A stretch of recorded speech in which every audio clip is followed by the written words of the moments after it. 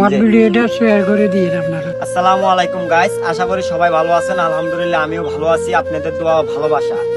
আজকে আমার এই মুরব্বী কাকার সাথে দেখা হয়ে গেছে অবশেষে। তো উনি খুব গরিব অসহায়, উনি ভিক্ষা করে খায়। তো আপনাদের মাঝে ওনার ভিডিওটা তুলে ধরলাম। আপনারা যে যা পারেন সহযোগিতা করবেন এবং আমাদের বিকাশ নাম্বার দিয়ে দিব, আপনারা যে যা পারেন দিবেন। আর এর ভিতরে আমরা ওনাকে পরবর্তীতে যা দেওয়ার আমরা আপনাদেরকে ভিডিওর মাধ্যমে দেখাবো, আমরা যে ওনাকে দিছি বা কি আসে বিষয়।